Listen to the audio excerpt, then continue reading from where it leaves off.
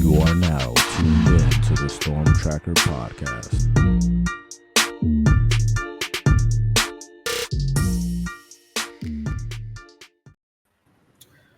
All right, Storm Tracker Podcast here. Marcus Benjamin with Frank Tucker representing CanesCounty.com and also the Crib, South Florida.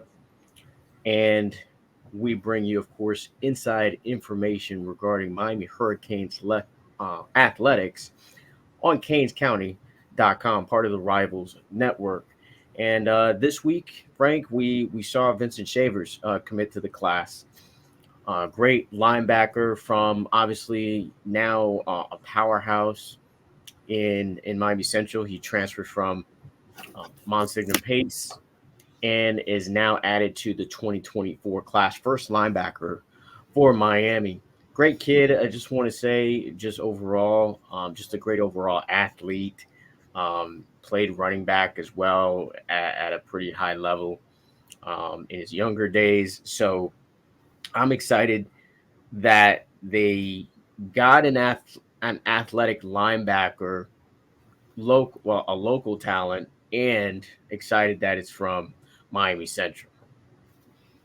Yeah, continuing that pipeline to Miami Central is always a vital part of the recruiting process at the University of Miami. It's the reason that you bring in Roland Smith to be an off-field guy helping with the recruiting. It's a reason that you bring in Sabbath Joseph as one of those defensive analyst guys.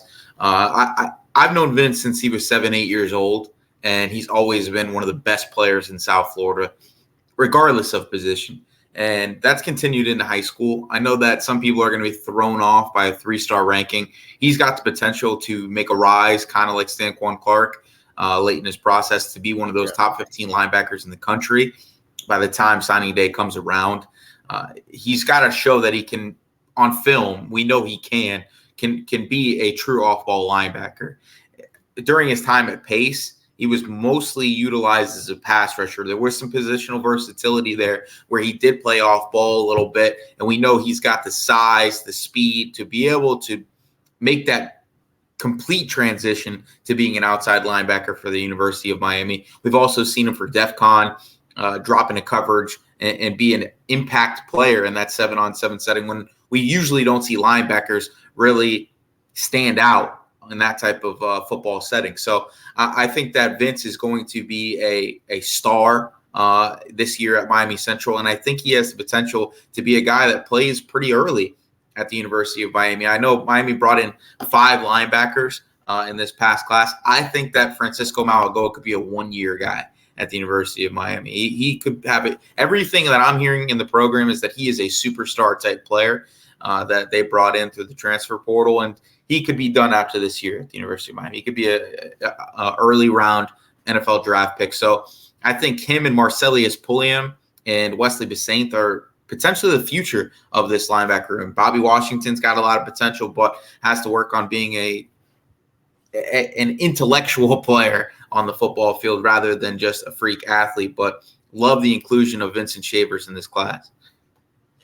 Yeah, Miami's loaded up at linebacker for sure. I mean, you mentioned Marcelius Pulliam and, of course, Bobby Washington, and we still haven't seen Malik Bryant, a whole lot of him, and we're hearing good things about him as well. So the linebacker position, all of a sudden, it seems like it's a stacked position, and they continue to bring in guys from Miami Central, which I think is very important. He essentially will add to the group that is Wesley Besaint, like you mentioned, Ruben Bain, and Lawrence Seymour.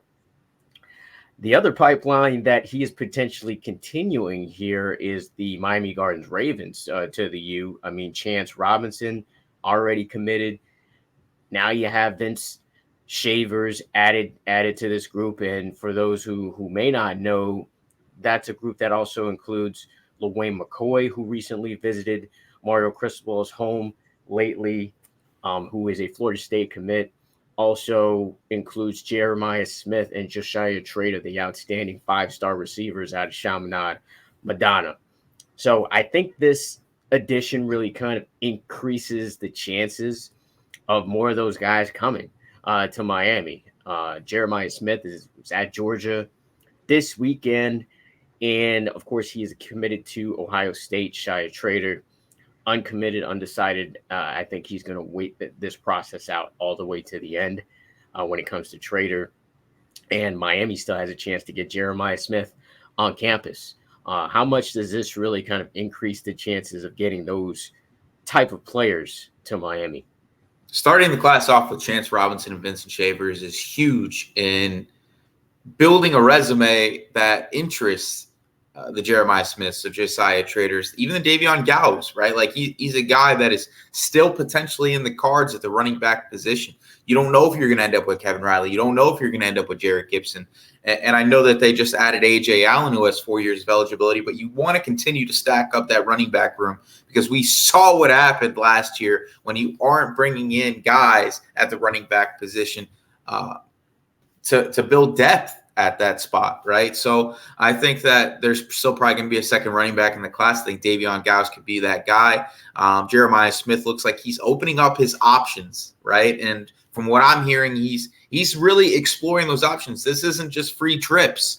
He's actually interested in seeing what Georgia can offer, what Miami potentially offer. I think he does get on campus this summer.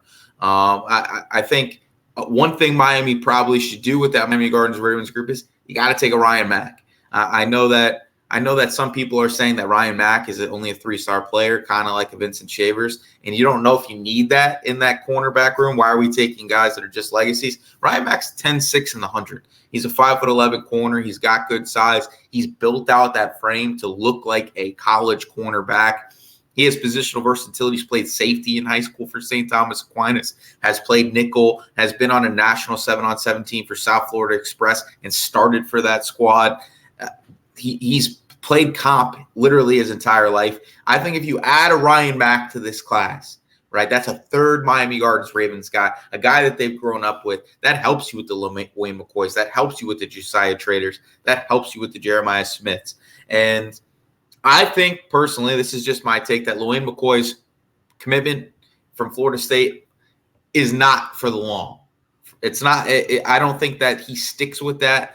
I think Oregon's a team that's in play now with Michael Van Buren committing there. I think that Miami really has a shot here. From everything I heard, it was kind of an irrational decision. It was a rushed process for him to commit to Florida State. It wasn't something that was brewing up for some time.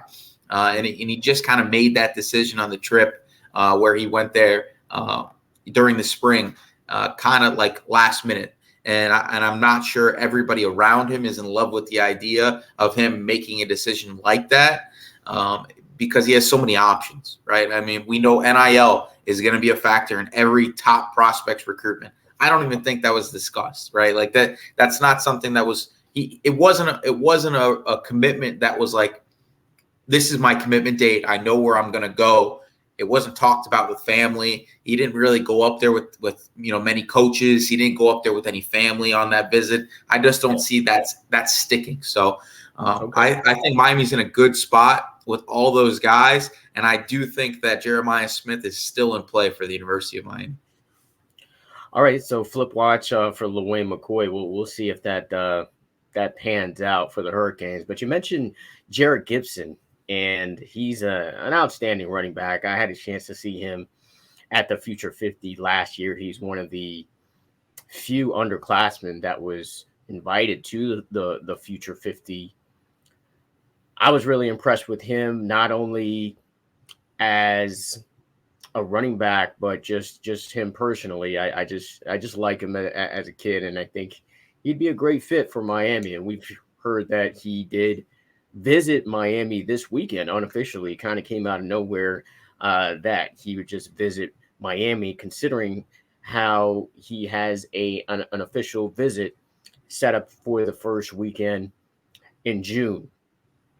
So Gibson, definitely a running back I think Miami should continue to pursue. Stacy Gage is another great one. You mentioned Kevin Riley as well, as far as running backs are concerned. But what's your take on this this smoke surrounding Jerrick Gibson? Well, Miami's on him hard. We know that. He's in the conversation for the number one running back in the country, and Miami's been on him since he got to IMG Academy. And, we've heard for a long time. We heard last year at the FSU game, even in a blowout loss, the kid loves his time in South Florida. He said, this is beautiful here. He came down here with Francis Malagoa. He came down here with Antonio Tripp. He was down here with Samson Okunlola, right? So he was with a bunch of guys that ended up in this class. I think he likes the idea of potentially running behind some guys that he's already got some familiarity with. And I know he liked the idea of running behind that 2023 group that included Samson Okunlola, right? That's an intriguing thing for a lot of running backs is to be able to grow with your offensive line. And when it's an elite group like that, it makes Miami more interesting. He has said Texas is his leader, though. So that's the hard part here.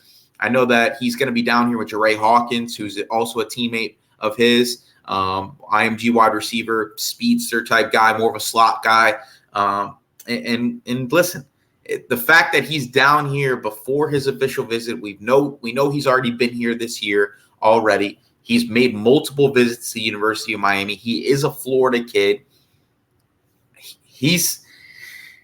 Miami's got a chance. And I don't know. I'm not going to go out on a limb and say that they're going to be one of those top two or three schools. But if they can blow the top off on the official visit in June, I think that it could make things interesting. Texas is still the favorite for me. And then Stacy Gage, who you mentioned, right? Miami's still on him hard. And something that I'm looking at is Tavani Mizell, the Western running back, go to Oklahoma.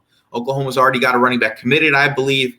If they take a Tavani Mizell as well, that means that they got two in the class. Ohio State's already got two running backs committed in Jordan Lyland, and there was another four-star kid that they took. That means that his top two rumored options now have two running backs in the fold, and that means that he's probably on the outside looking in for both of those spots.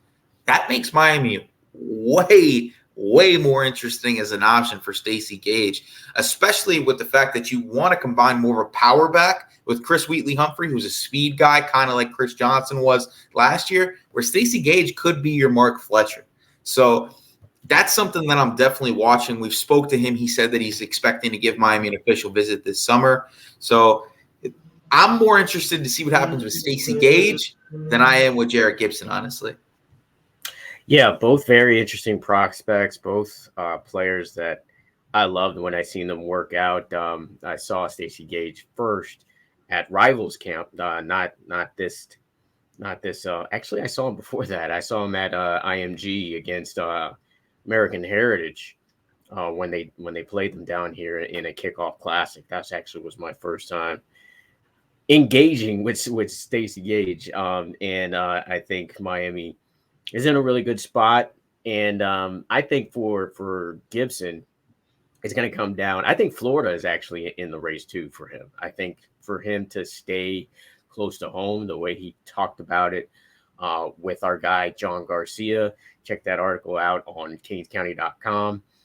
I really feel like they have a puncher's chance, just like Miami does. I think Texas clearly is that favorite, as he stated. But I think Florida and Miami are definitely going to be some major players here this summer. And this summer, as every summer now, is a big recruiting time. And Miami's got several official visits locked in. A bunch of kids posted on social media that they're locked in with official visits, including 5-star Justin Scott out of Chicago, defensive tackle. He is locked in for a visit June 15th to the 18th. Then you've got Camarion Franklin as well, another 5-star, lineman. I think he is another outstanding talent from Mississippi that Miami has a great chance of getting to commit to Miami. And then you got Jalen Hayward, who's been – it's an interesting one there because he's committed to Georgia. And, we've kind of seen players, committed to Georgia and commit to Miami in the past. Anton Jackson and, I know James Williams was interested in Georgia as well.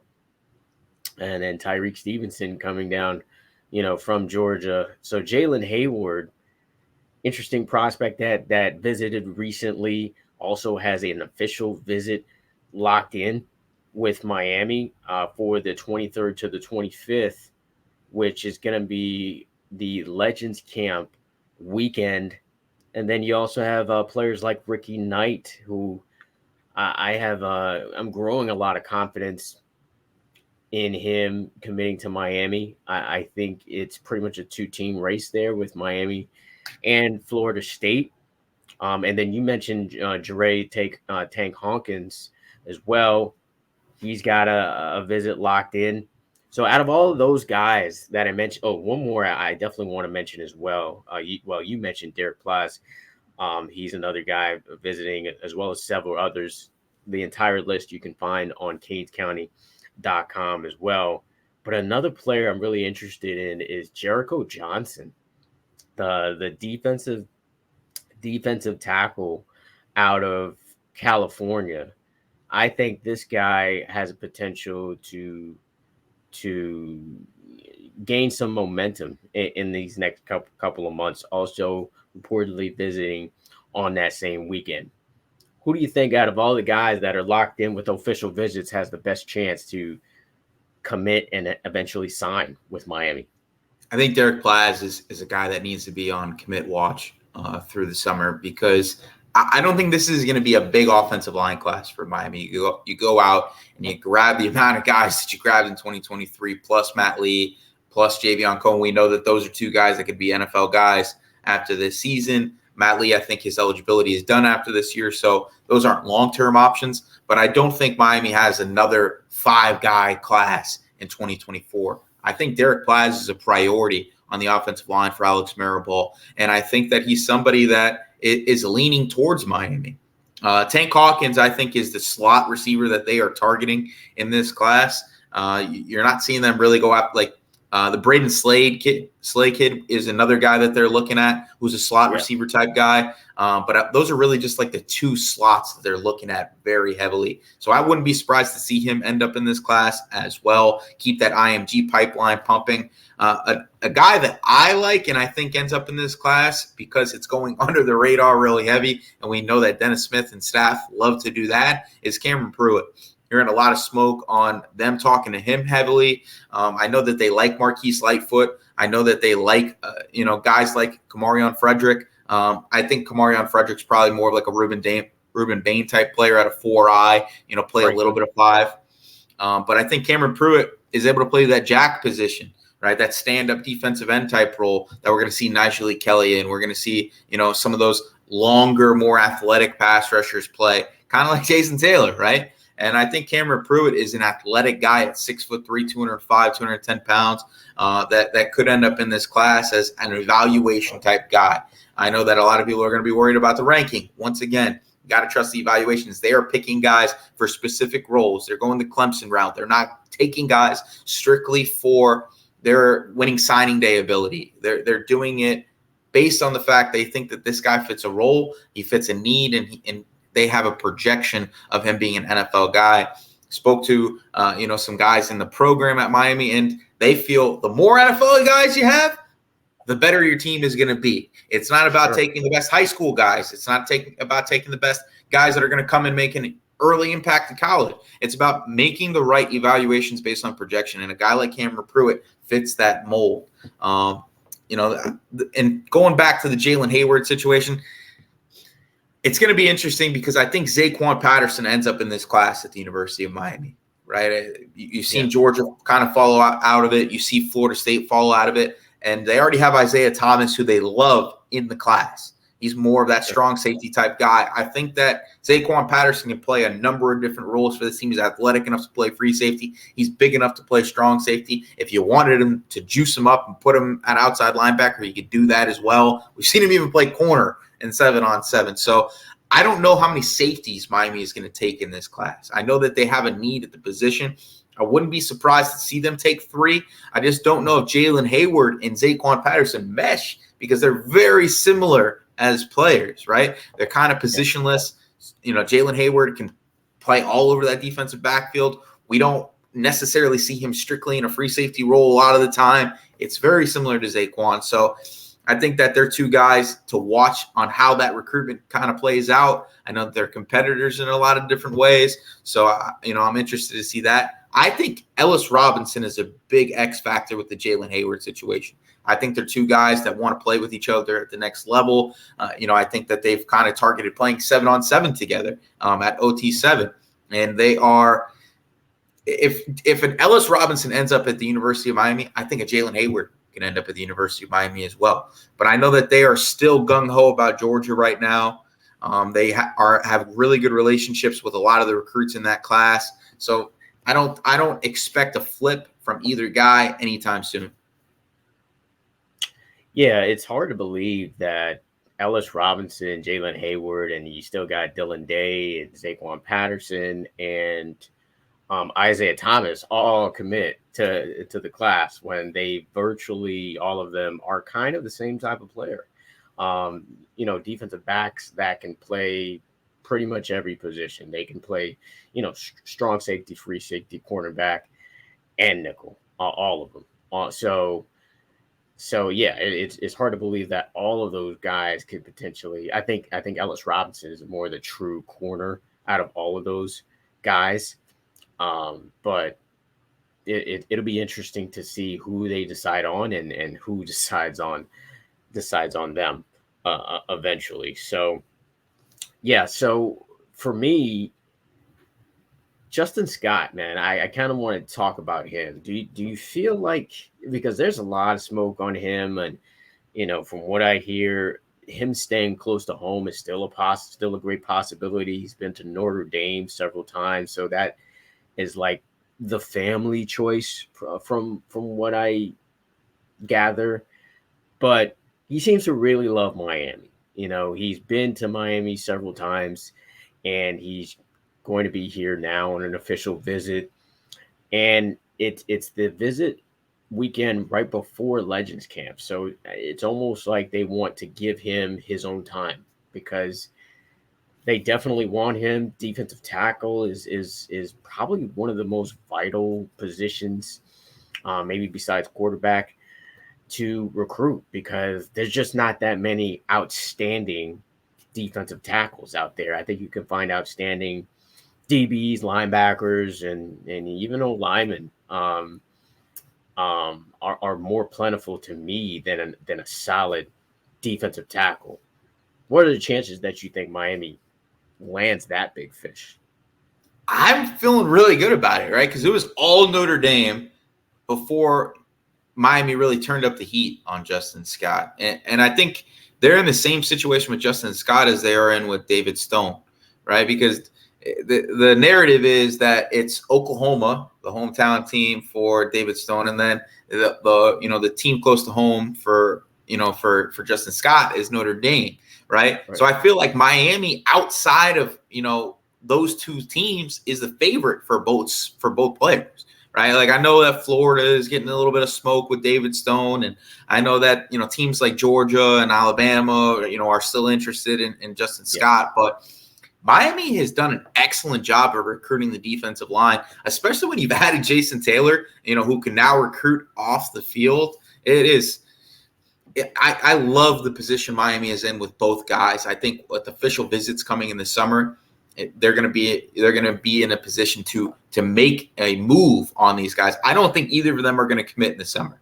I think that those are going to be guys that probably commit into the year. They're going to want to see how Miami does to start the season. If you see a 3-0, 4-0 start for Miami, you could see some huge fish like a Justin Scott, like a David Stone, right? Like a Marquise Lightfoot, or like an Elias Rudolph, who just got offered today as a 4-star prospect, one of the top defensive ends in the country, right? Like, there's a lot of momentum in that defensive front that could be had, and they're going to need it because you have a lot of guys that are going to be exiting the program at that defensive tackle spot. Jericho Johnson's another guy that you mentioned that could be a commit at the defensive tackle position. So I love what Miami's doing there. I think Justin Scott is really inching towards Miami. All our national guys that talk to him, say the same thing. You're seeing rumors all over the place. He's visited in the spring. He's going to be coming for an official visit. He's a generational talent at that defensive tackle position. And if we get another year of Leonard Taylor, God willing, right? That's something that we'd love to have, right? And you combine him with a Joshua Horton, maybe Ahmad Moten makes that jump, right? You got a few guys in that position that could make some noise, right? And I feel like this is a big test for Joe Salavea, I think, right? There's a lot of people that have questioned Joe Salavea. He kind of struck out in the transfer portal on Taiwan Malone, Kiwi Rose. We didn't really grab, like, Anthony Campbell's a nice addition for a depth piece, but you didn't grab any starters at that defensive tackle spot, right? We know Jason Taylor is putting in work there. This is an opportunity for Joe Salavea to prove that you can go grab some defensive tackles, because realistically, he's only grabbed one, and that was Joshua Horton. The Branson Dean kid is going to be versatile.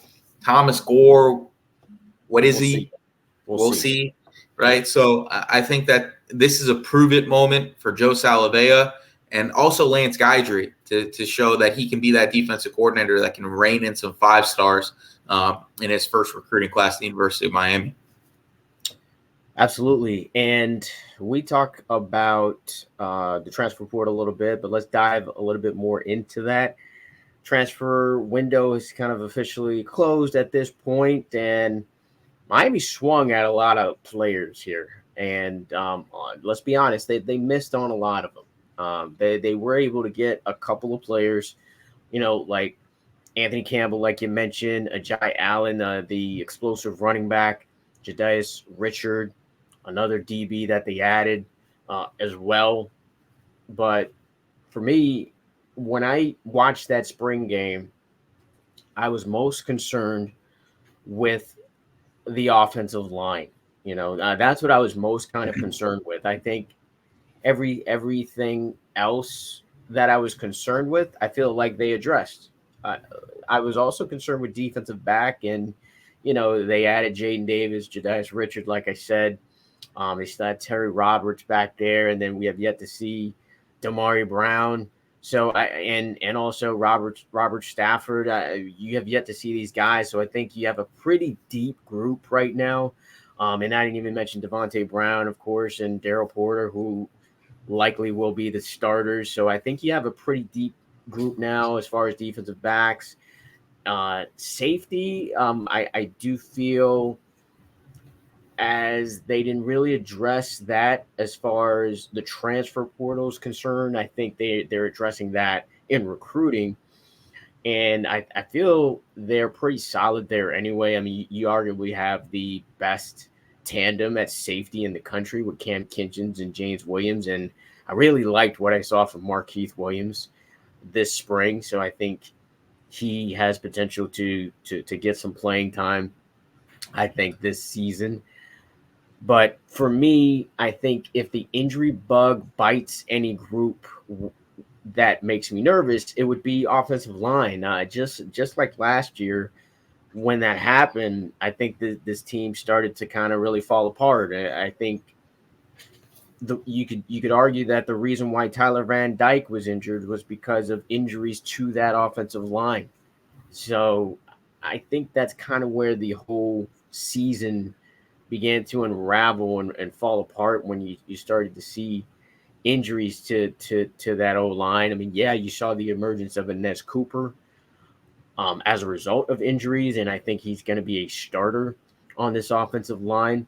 But I think if there are injuries, I would have liked to seen Miami pick up, an offensive lineman in this transfer portal. I mean, yes, you already got a Javion Cohen and a Matt Lee, of course, who are going to be starters on the offensive line as well. But that second group kind of got rocked in that spring game by the second-team defensive line and the third-team defensive line. They were consistently getting into the backfield, getting penetration on that second-team offensive line, which I'm pretty concerned about. I mean, I think Logan Sagapalu and Lawrence Seymour can be legitimate replacements or substitutions to players that may get injured. But outside of those guys, I'm not sure if I trust anybody else, really. Samson Okunlola, young guy, obviously has a lot of growing to do as far as learning to position. But outside of that, you're looking at guys like Matthew McCoy, Jonathan Dennis, maybe guys to plug holes in this offensive line. So that's kind of the one area for me where I kind of wish that they would have, brought another guy in, and they still could, of course, before the season. Frank, you wrote a whole story about basically, players with their stock up, stock down, as far as the aftermath of the transfer portal window.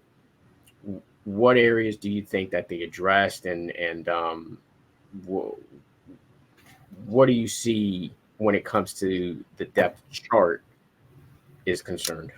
So I think they hit pretty much all the points that they needed to depth-wise. I think they would have liked to add at least one more defensive tackle. That was a big worry there. But Joshua Horton's going to be a really good player, and I think that he's going to provide a lot of depth there along with Ahmad Moten. Defensive back-wise, they're pretty good right now. Jadais Richard is probably going to be a guy. If he doesn't emerge as a starter at corner, he's going to be that move guy in that defensive backfield at 6'2", 200 pounds. He's going to be able to play safety. That's what he played in high school. He showed down the stretch last year that he can be a high-level corner. Played really well against Kentucky, played really well against Florida. And he's a guy who can tackle, cover. He's a balanced corner with really good athleticism. Jaden Davis is a guy that can move from that outside corner spot to that nickel spot. Everything I heard was that he was kind of promised that nickel spot when he came to Miami. Not promised to be the starter, but promised to have the opportunity to play nickel. Doesn't have to play on the outside. So I think that Miami's in a good spot there. Receiver-wise, obviously love the additions of Shamar Kirk and Tyler Harrell. Tyler Harrell brings speed to this offense, and that's part of the reason why I put Tyler Van Dyke as a stock-up guy in this offense. Sure. Obviously, he's one of the key names on this team. We have already seen him be a high-level player in college football, but we didn't see him have a strong supporting cast receiver or running back last year, and offensive line was an issue. I think that Miami hit on all those points in the spring window, except for offensive line. I think Amari Wiggins would have been a really good depth piece at that center spot with the ability to play some guard. Tommy Kinsler's a guy to watch at that guard spot. I think he's going to be a Joshua Horton type player for the offense. Obviously, John Dennis is banged up right now. Sagapolo, we think, is a good depth piece, like you said. I think Miami's fine on the offensive line. You added 7 guys, so I think you'll be okay. We saw a lot of injuries in the spring. I think they were being safe with a lot of the guys. And in regards to that second and third unit, remember, we didn't see Inez Cooper. We didn't see Javion Cohen. So you were seeing your second-team guys playing with that first-team unit. And then also, if Zion Nelson gets healthy, that makes things so much easier for this offensive line, because if he gets back to a level of player that he was at left tackle, that means that you have guys that can move all around this offensive line. We know that Mario Cristobal and Alex Mirabal are preaching the 5 positions to everybody on that group, except for Matt Lee, right? So overall, I think Miami should be fine depth-wise. Obviously, injuries always happen in college football, and Miami's been hit with the injury bug on the offensive line way more than everybody else. So it is something to watch, but I think they're in a good spot. But love what's happening with Tyler Van Dyke around him. We've seen him with guys like Charleston Rambo, who are vertical threats. Tyler Harrell's got some length to him too. If you can make him be that 29 yards per catch guy that he was at Louisville in 2021, you got to steal. And Shamar Kirk, I don't care that he played junior college. He was in junior college not for football reasons. He was in junior college because he had to get his head on right. And he had over 1,400 yards of production, 15 touchdowns, as one of the most productive junior college receivers in the past 2 seasons. This past year, he was averaging almost 100 yards per game. So I love that addition, right? I think you've cemented that outside receiver spot, and you've kind of made Michael Redding and Frank Ladson almost obsolete with that unit. So you got Colby Young, you got Jacoby George, you got Shamar Kirk, and now you got Tyler Harrell. And that doesn't even include Isaiah Horton, who we saw emerge in the spring as the guy that can make his impact felt in this offense. Love what they got in the slot. I think Brashard Smith takes a step up this year. We know what Xavier Restrepo can do. Then you got Robbie and Ray who look good in the spring. The other guy that I think is stock up right now is James Williams. We didn't add safeties, right? That means that James Williams has the opportunity to be James Williams. I know Markeith Williams looked good in the absence of James Williams. He's not going to take that job from James, right? And I think that James is going to be moving around a little bit as well, potentially playing that nickel, like that big nickel role that Lance Guidry likes to utilize at times when Jaden Davis or Corey Couch is not out there. Like we saw Ryan McGrone out there. That's not going to be an option when the season rolls around. So that's going to be James Williams. Let's hope not. Let's hope not, right? We don't need that. But he's a stock-up guy for me. The other stock-up guy for me is Ahmad Moten. I think Ahmad Moten, with the lack of defensive tackle additions, I don't think Anthony Campbell is going to be a guy that threatens for a starting spot. He was a former junior college guy, was a rotational guy at UL Monroe last year. He's got nice size, good athleticism, but I think it's more of like an Antonio Moultrie type addition rather than being a Darrell Jackson type addition. So I think Ahmad Moten, which Mario Cristobal spoke about him since he signed him as a guy that they love. He's got really good feet. He's got good size to play that one technique position. And we saw him elevate in a high way for Cardinal Gibbons in his senior year. And that's the reason that Miami signed him and really made him a priority late in that process when Mario Cristobal took that job. So I think that he's going to be a guy. I think he got a few pressures, 1 or 2 sacks in the spring game as well. So he's a guy that I love as that 3rd or 4th defensive tackle behind Branson Dean and Leonard Taylor. Yeah, I definitely like the additions that they made. I definitely think it creates competition, which is what you want with the current guys that are on the roster. Players like Michael Redding and Frank Ladson, I mean, they're going to have to fight for playing time, with the guys that they have in that wide receiver room, which is all of a sudden very deep. It's a deep room right now. I think the only rooms that I think that are kind of thin to me, I think running back still kind of thin, even though you added a Jai Allen. I would like to see maybe one more guy as far as so I can feel like, okay, that I'm not worried if one of these guys go down or 2 of these guys go down, that, you're not in a tight spot. We'll yet to see if Trevante Citizen is going to recover to be able to, maybe get on the field. But, of course, we're excited about Mark Fletcher and, of course, Christopher Johnson. I know you saw how fast he ran over this weekend at the state championship, setting records, beating Anthony Schwartz's record. Just an amazing talent that they'll have at running back. So I'm starting to look ahead here, Frank. We're only 3 months away, believe it or not, from the start of the season. And I just looked at the schedule here, and when I think about, first of all, I try to not even think about last season because it was so abysmal, right? It's when you go through bad experiences, you kind of just want to put it in the past and just kind of move forward and just look towards the future. So that's what I'm doing here, Frank. And I'm like every year, I'm drinking the Kool-Aid on Miami. I think before all of these additions happened this calendar year, I would say this is about maybe a 7, possibly an 8-win team. Now, I'm feeling like this is an 8-win team with the possible 9. That's kind of how I am or where I am at this point, just because I feel pretty confident with the starting offensive line that they roll out there, because I've been so impressed with Francis Maunoa and Javion Cohen. We've heard a lot of great things. Matt Lee looks great, and there's Cooper. And then you got the veteran and Jalen Rivers.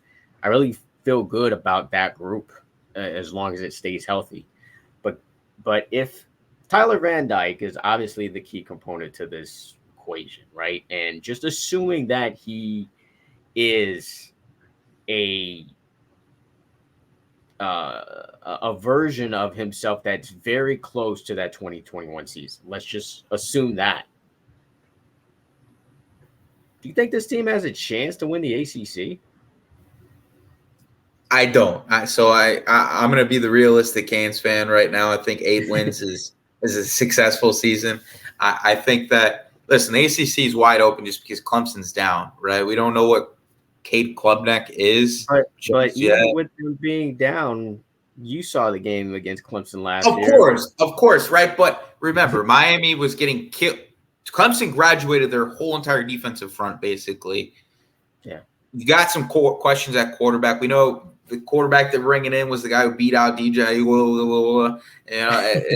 and they got some talent. Like Clemson's recruited really well over the last 4 or 5 years. But FSU, again, we don't know what FSU is going to be. We saw them last year make some noise. I think they're going to be good.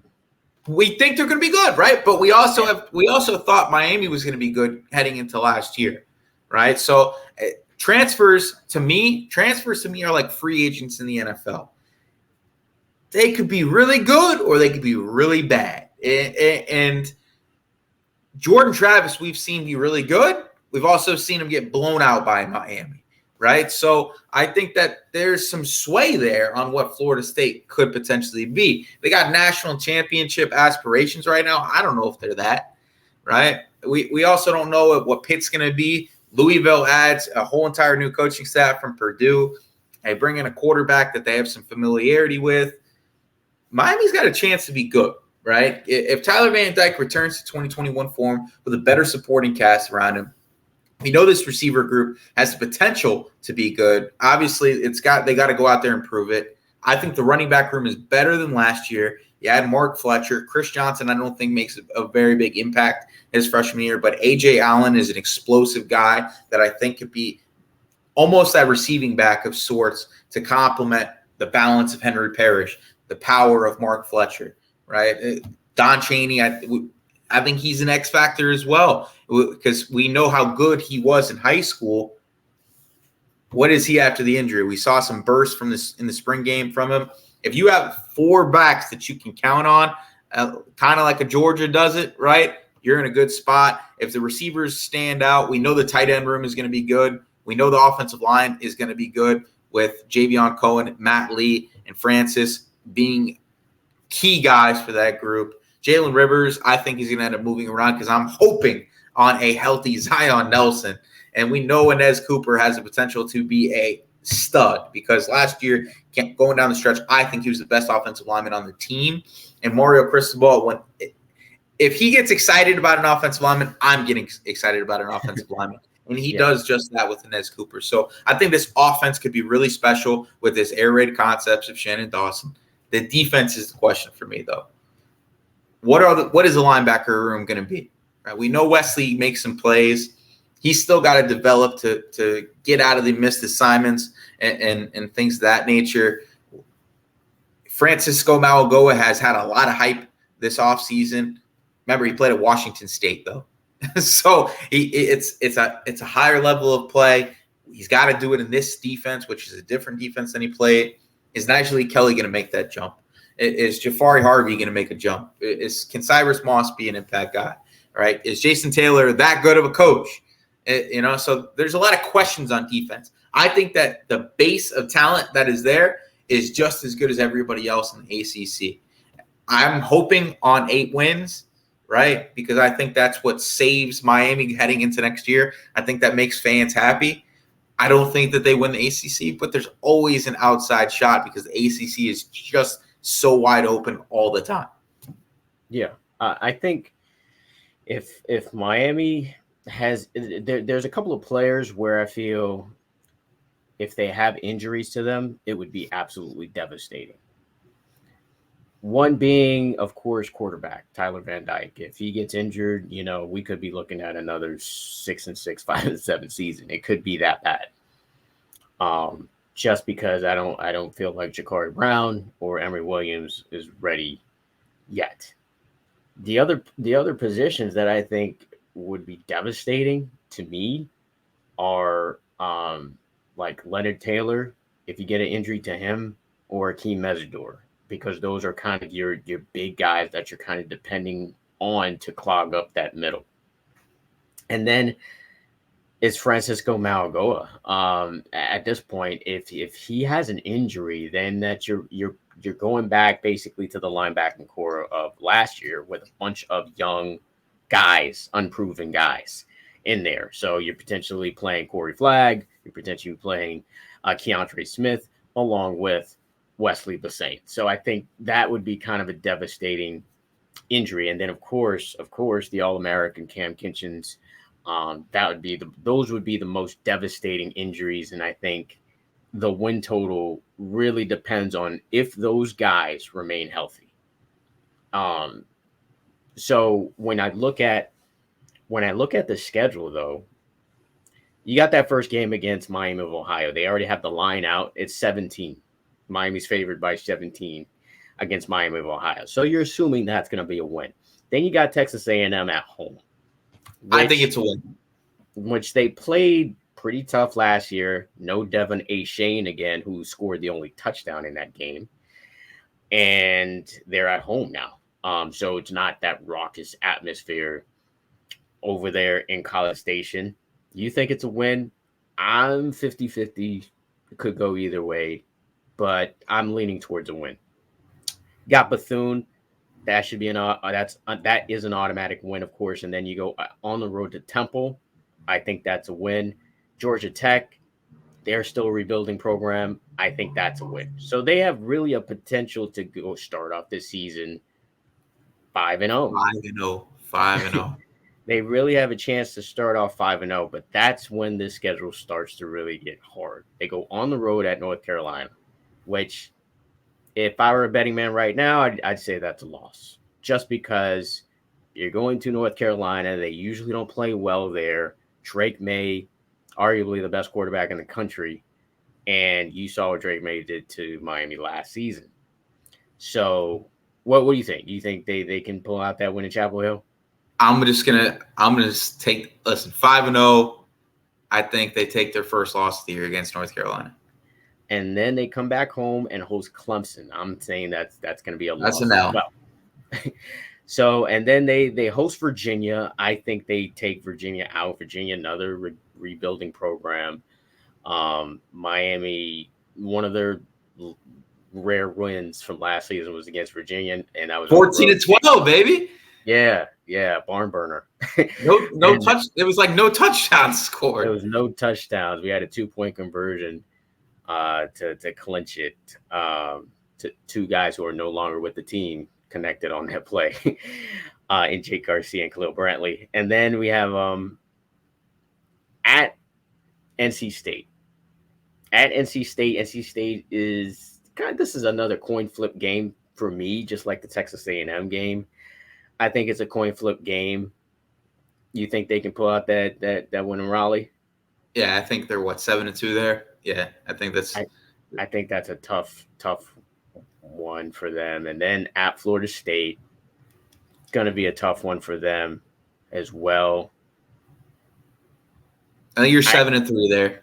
I think you're probably 7-3 there. It's a rivalry game, but who knows? But as of right now, you got to chalk it up. Probably as predicted L. They're not going to be the favorite going into that game. Right. And then you got at home at Louisville, another rebuilding program, and Boston College, who, of course, loses Zay Flowers. He's not there anymore. So, I think that's going to be cold.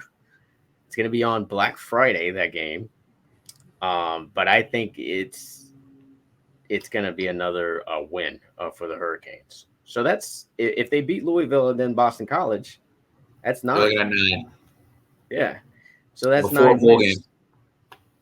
Right, exactly. So if that happens, that's a successful season. Absolutely. That is a really successful season. And I think barring those players that I say don't get injured, Cam Kinchens, Leonard Taylor, Akeem Azador, Tyler Van Dyke, Francisco Marigoa, as long as those guys don't get injured, then I think 9 wins is very realistic for this team.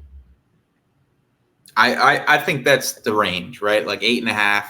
It would, if I was a betting man, I'm betting, I'm betting 8, right? But I'd be okay if you put a gun to my head. I'd be like, okay, Miami's got 9, right? Especially with a bowl game opportunity.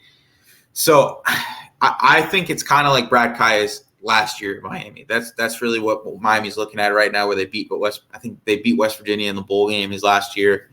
Yeah. So that was their last bowl win. Yeah, I think that's the expectation. I think that's got to be the expectation. I think it's going to be tough. tough to beat Clemson. It's going to be tough to beat Florida State. I think it's going to be tough to beat North Carolina or Louisville. Louisville's going to be tougher than people think because they went and got the Jack Plummer from Cal. So I think they got a quarterback that's – the Purdue coaches do a really good job. We saw what they did with lesser talent there. So Sure. It's going to be interesting. I think they got 3 losses in them, all ACC losses. Texas A&M I'm not really worried about. They lost so many kids this offseason. And you lost guys to the draft too. The Antonio Johnson kid isn't even a guy you mentioned at safety. That's a really good player. Yeah, it's an upper type schedule. It's a tougher schedule in the ACC, right? Just because this year the ACC is not terrible. It's not terrible. You got a lot of quarterback talent, but I think Miami added enough depth at a lot of different spots, and they added impact players at certain positions to where we shouldn't be looking at another 5-7 type season. I think everybody's going to get off Mario Cristobal's back after this year, and I think that they're going to have a good enough season to where if you get a Zaquan Patterson in the fold and you start off 5-0, you end up with a Josiah Trader in the class early maybe, you could be looking at another top 10 to top 5 class overall. And I think that Miami could be in a position to do just that. Yeah. So the make or break games for me is North Carolina and NC State. Like I think if they can pull off victories in those 2 games, for me, that is an indicator for me of where this team is going to be going in the next couple of years. Like if they can beat a team like North Carolina on the road, and then go up to Raleigh and also beat a good NC State team, who's arguably been, maybe usually the third, 4th best team in the league past couple of years. I'd be really impressed with that result. All right. So lastly, the baseball team finished its season and they start ACC play. So I'm excited to see what happens there this week. They play NC State and Duke in the baseball championship is what they call it. And I think they've got a really good shot, to make some noise here. And that lineup is, over 100 home runs on the year, 6 guys in double-digit home runs. So you already know what you're getting for the most part offensively. And I think the pitching is starting to finally come around. You've finally seen Ronaldo Gallo have a decent showing. Rosario, I'm on the fence on. I'm not sure if he should be starting at all. I think he should be coming out of the bullpen. And then you've got Ben Chestnut had an unfortunate outing last weekend. He's been one of the more impressive guys coming out of that bullpen. And then you got Alejandro Torres, I think is probably your most reliable guy out of that bullpen, outside of Andrew Walters, who's arguably the best closer in the game. So you got one reliable starter in Gage Zeal, and everyone else is really kind of hit or miss.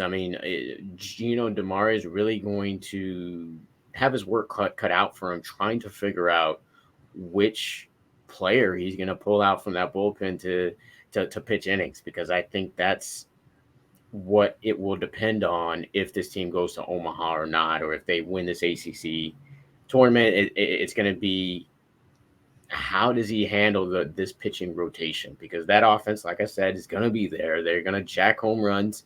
They've even shown that they can play some small ball now, and get some stolen bases and bunts or what not. So it's going to be interesting. They've been a fun team to watch all year. We'll see what they do in this ACC tournament. Right now, it looks like they will be hosting a regional as long as they don't bow out of this ACC championship, early. But I'm excited to see what they do this week and in the NCAA tournament. But like I said, it's all going to be dependent on Gino DeMar and how he handles this pitching rotation. Other than that, we saw a couple of guys return from the basketball team as well. Norchad Omier is coming back. Nigel Pack's coming back. Matthew Cleveland transferred from Florida State. You got the kid from France, a recruit. And then we got Nwoko, highly touted big freshmen coming in. So I think this basketball team is right on track. They could use one more player. There's still a bunch of players out there. Caleb Love is now all of a sudden available. So I think that is definitely could be an option. I mean, this guy played from North Carolina, prolific scorer, can shoot it from anywhere. He was supposed to be going to Michigan, but then decommitted all of a sudden. So I'd be on the lookout for that name just in case, because if he can come down to Miami, then Miami's got another team that could potentially make it to the Final Four. Let's go, John Ruiz. Let's go. Go get us another Wong, baby. Come on. Right. Exactly.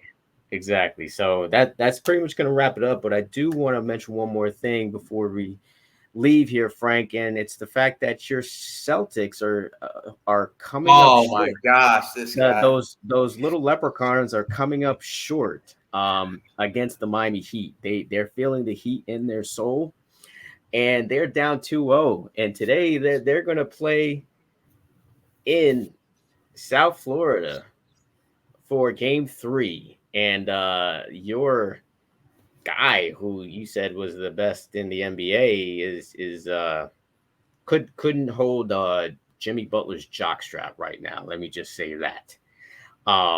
So Heat in 4. Listen. Hey, listen. Heat are definitely not winning in 5. Okay, it's gonna be Celtics. It's gonna be Celtics in 7. Okay. Wow, you still believe that? Celtics in 7. Jason Tatum's gonna wake up. Jason Tatum's gonna wake up in the fourth quarter. He averages 30 points per game per first 3 quarters in the series. So he's gonna figure out that fourth quarter, and we're gonna get the ball out of Jaylen Brown's hands, and a little bit more Malcolm Brogdon, and we're gonna put Robert Williams in the final 2 minutes of a game, so we can get a rebound against this guy Bam Adebayo, who is 6'8". Why are we having problems rebounding against Bam Adebayo? I have no clue. He's a boss. That's listen. He should be boss Adebayo, because that's what he is in the paint against those Williams sisters that are in there. Yeah, Williams sisters. Tell them to stop chirping. I can't say anything right now. Tell them to chirp at Jimmy again so he can go off on him again. I want to say something. So I want to say some stuff so bad, but I can't. I spouted off at the mouth early, and I was obviously wrong. wrong. I said Celtics in 5. That's obviously not happening now. Absolutely not. It's been an unfortunate road so far. Went from 97% chance to win the series to not that. So we'll see what happens. Any wagers? Any wagers you want to put in here? I'm not putting a wager. I'm not putting a wager. I'm just trying to stay out of the crosshairs of the Hurricane fan base that is coming at me absolutely crazy about my take about the Celtics. I was like, surprised though, man. I know you're not surprised. You being the Crib, South Florida, literally what it says right there, the Crib, South Florida. And you not representing South Florida, Canes fans, Heat fans, they're gonna come at. I represent them in football all the way through, so that's what it is, okay? But baseball, basketball, I am not of the South Florida affiliation. But listen, Celtics are gonna take it still. We're going for 18, baby, and it is what it is. It is what it is. Oh yeah, right. 18. Oof. All right. Let's just count the championships that we've had this century, man. And it's just, oh my gosh. All right. It's 3-1. Or we can go the last 30 years too. We still win in that area as well. But we'll see what happens, man. Let's go. You know what I will say though? Just like the Heat got 2 free wins against the Celtics, you guys get a free month at CanesCounty.com. Listen, nice code Miami 30. Code Miami 30 gets you your first month free at CanesCounty.com. We have been ramping up the message boards. We got content for you on a daily basis. We got insight on recruiting. We are covering baseball as they head to the College World Series. We got basketball coverage that nobody else does. We got recruiting and basketball coverage with the Euro Twins, accompanied by our very own Marcus Benjamin. So go in, tap in on that free deal, get a little bit of trial, a taste of what we can offer to you, and I promise you, you're going to like what you're going to see. Appreciate that. And that is going to wrap it up for the Storm Tracker podcast. Make sure you follow us on all platforms. Follow us on YouTube as well, live from Kings County. Plenty of great content on there from myself, Frank, Steve-O with the film reviews. Larry Bluestein comes on this podcast as well. Of course, press conferences. You'll see that on our YouTube channel. Make sure you subscribe to that as well. We're closing in on 10,000 subscribers on that channel, and we haven't been, a channel for a full year yet. So definitely follow us on Instagram and Twitter as well. And until the next episode of the Storm Tracker podcast. Celtics winning. Celtics winning in 6. Heat in 5, or maybe 4. We'll see.